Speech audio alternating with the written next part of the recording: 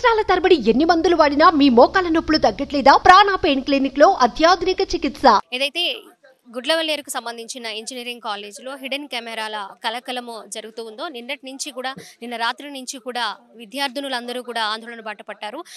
దగ్గర 300 నుంచి 350 వరకు వీడియోలు బయటకు వెళ్ళాయనే ఆరోపణలతోటి వాళ్ళందరూ కూడా భయాందోళనకు గురవుతున్నారు. కాలేజ్ యాజమాన్యం ఖచ్చితంగా స్పందించి ఈ విషయం మీద మాకు న్యాయం జరగాలి, మాకు భయం వేస్తుంది అనే విషయాన్ని కూడా తెలియజేసినా కూడా ఎలాంటి స్పందన లేకపోవడంతో వాళ్ళు ఇలాగే కంటిన్యూ చేస్తూ ఉన్నారు ఆందోళన. కొంతసేపటి క్రితమే మంత్రి బృందం కూడా విచ్చేసి మరి విద్యార్థినులతో మాట్లాడడం కూడా జరిగింది. వాళ్ళకు కొంత భరోసా కల్పించడము, కొంత టీంని ఇక్కడ అరేంజ్ చేసి ఆ టీం ద్వారా నిజ నిర్ధారణ తెలుసుకొని వీడియోలు అయితే రిలీజ్ అయినాయా లేదా, లేక అసలు మెయిన్ ఆ కెమెరాలు అనేవి ఉన్నాయా లేదా అనే విషయాన్ని కూడా విచారణ చేసి వాళ్ళకి ఒక క్లారిటీ అయితే ఇస్తాము అని మంత్రి కొల్లు రవీంద్ర గారు కూడా వాళ్ళకి భరోసా ఇవ్వడం కూడా జరిగింది. ఇక్కడ కొంతమంది ఆడవాళ్ళు ఉన్నారు, వాళ్ళతో మాట్లాడదాము. అమ్మ చెప్పండి, మీకు అసలు విషయం ఎప్పుడు తెలిసింది? స్టూడెంట్స్ ఎప్పుడు మీకు సమాచారం అందించారు? స్టూడెంట్స్ కాదు మేడం, నాకు మార్నింగే నాకు గ్రూప్లో మెసేజ్ వచ్చింది.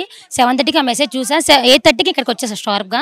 వచ్చి చూస్తే నన్ను చాలామంది వీడియోస్ ఫోన్లు చేశారు, మీరు ఎందుకు అక్కడికి వెళ్ళారు, వెనక్కి వచ్చానని. లేదు మేము ఇచ్చేయాల్సిందే అని చెప్పి నేను పార్టీ బీజేపీ ఆ టవర్స్ కూడా తీసి నేను స్ట్రైక్ చేస్తున్నాను. నాకు 2 ఆడపిల్లలు ఉన్నారు, ఇది కరెక్ట్ కాదని చెప్పి నేను స్ట్రైక్ చేస్తున్నా. మాకు తోడు కొంచెం ఈ బాయ్స్ కూడా వచ్చారు. మేడం ఇది నిజమే మేడం, ఫేక్ అయితే కాదు అని చెప్పన్నారు. సరే నిజమే కాబట్టి మేమేవని గ్యాదర్ చేయలేదు. సో వాళ్ళే వచ్చారు, మా వెనుకుండి వాళ్ళు సపోర్ట్ చేశారు. వాళ్ళ దాకా ఇక్కడ దాకా వచ్చాము. మేము కూడా ఈ మహిళలు చెప్పడం వల్ల అక్క 300 పైగానే ఉన్నాయి వీడియోస్, 300 పైగానే తీశారు, మమ్మల్ని ఇబ్బందులు పెడుతున్నారు. 1 వీక్ నుంచి చాలా టార్చర్ చేస్తారు. నైట్ 9:30కి తెలిసింది అక్క మాకు.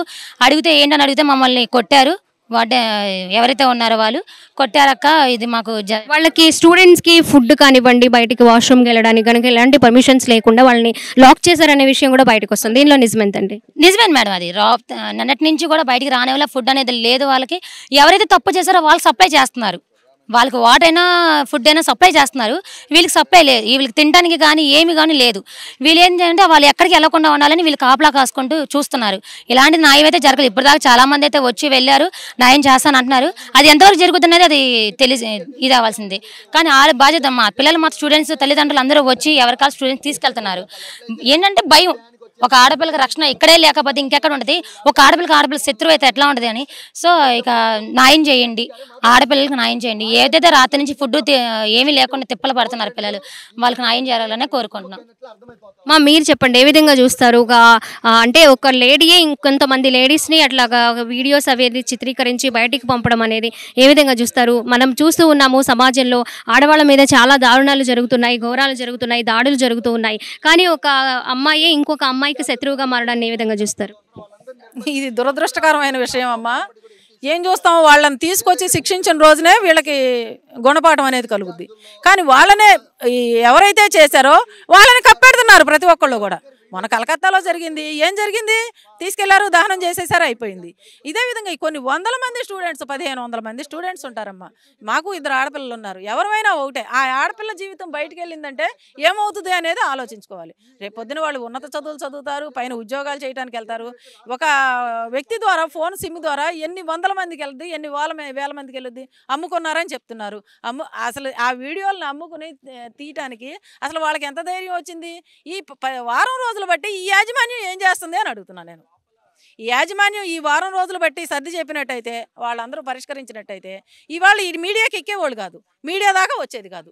ఏం చేస్తున్నారు? రాత్రి నుంచి వాళ్ళు నిద్రాహారాలు మానేసి ఫుడ్ లేక వాళ్ళు రోడ్ల మీద పడి ఇలా తిరుగుతుంటే ఏం చేస్తామమ్మా? ఏం చేయాలి? వాళ్ళని ఈ యాజమాన్యాన్ని ఏం చేయాలి? యాజమాన్యం సమాధానం చెప్పాలి. మేము వచ్చిన తర్వాత మంత్రి గారు కానివ్వండి, ఎమ్మెల్యే గారు కానివ్వండి, కలెక్టర్ కానివ్వండి, వీళ్ళందరూ వచ్చారు. ఈ వారం రోజుల నుంచే వాళ్ళందరూ వచ్చి ఇది పరిష్కరించినట్టయితే ఇంతవరకు వచ్చేది కాదు. వాళ్ళ జీవితాలు ఏం చేద్దామని వీళ్ళు చేస్తున్నారు. ఏదైతే 4th ఇయర్కి సంబంధించిన విజయ్ అనే వ్యక్తి, అలాగే అతని గర్ల్ ఫ్రెండ్ తన ద్వారానే ఈ విషయం అంతా ఇలా స్ప్రెడ్ అవ్వడము, వాళ్లే కెమెరాలు ఫిట్ చేయడం, ఇవన్నీ జరిగినాయి అని అంటున్నారు. వాళ్ళ వెనక ఎవరున్నారు అనుకుంటున్నారు? ఎవరు చేయించారు అనుకుంటున్నారు? మీ ఉద్దేశం ఏంటి? వాళ్ళ వెనకాల ఎవరుంటారండి? ఇంకా పెద్ద పెద్దోళ్ళే ఉంటారు, ఇంకెవరుంటారు? మనం వాళ్ళ పేర్లేమో మనకు తెలియదు. వాళ్ళ హస్తాలు ఉండబట్టే వీళ్ళు ఇలా చేస్తారు.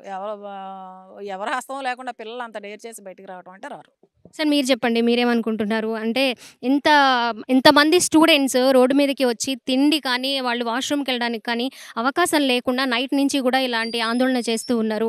వాళ్ళకొక భయం అనేది కనిపిస్తుంది. మేము బయటికి రావాలన్నా, లేకపోతే ఇప్పుడు వాష్‌రూమ్‌కి వెళ్ళాలన్నా భయంగానే ఉంది అని చెప్తూ ఉన్నారు వాళ్ళు. మీరు దీన్ని ఏ విధంగా చూస్తారు? అంతే కదమ్మా! ఇప్పుడు బాలికలు హాస్టల్‌లో బాత్రూమ్‌కి వెళ్ళాలంటే భయపడే పరిస్థితి తీసుకొచ్చారు ఈ మేనేజ్మెంట్.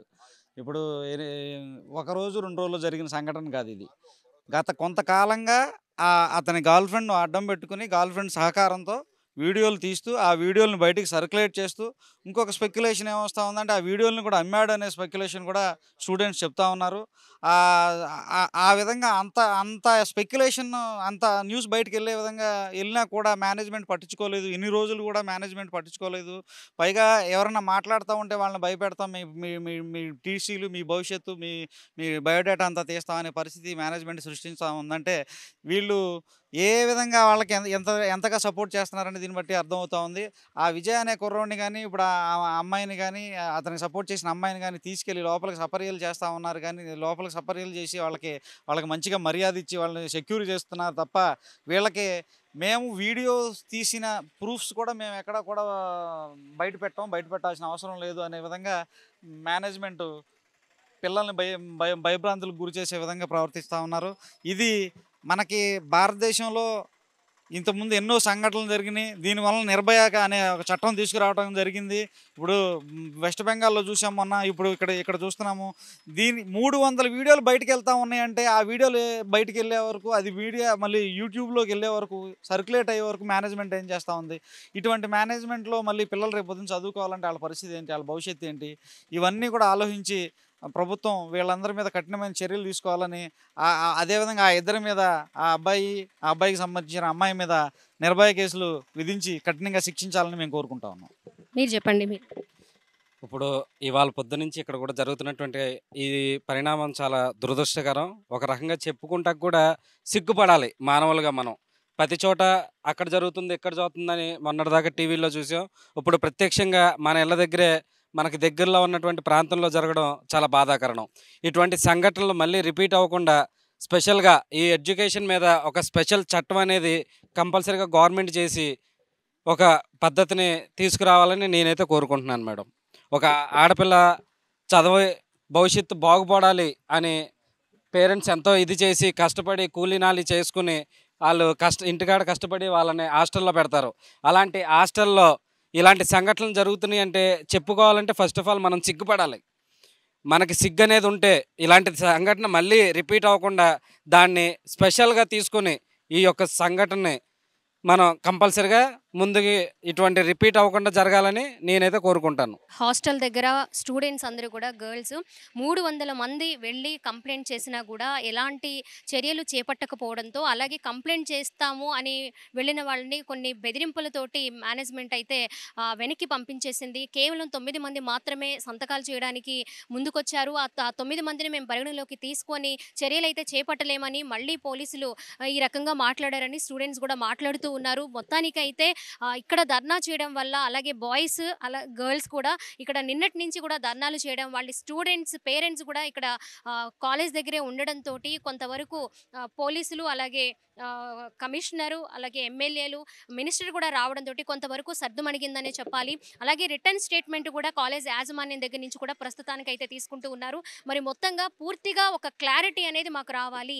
వీడియోస్ రిలీజ్ అయ్యాయా, కెమెరాలు ఉన్నాయా అనేది ఖచ్చితంగా మాకు తెలిసిన తర్వాతే ఈ ఉద్యమం అనేది ఆపడం జరుగుతుంది అని విద్యార్థి సంఘాలు, అలాగే ఇక్కడ ఉన్న స్టూడెంట్స్ పేరెంట్స్తో పాటు విద్యార్థినులు కూడా చెప్తున్న పరిస్థితి మనం ప్రస్తుతం అయితే చూస్తూ ఉన్నాము.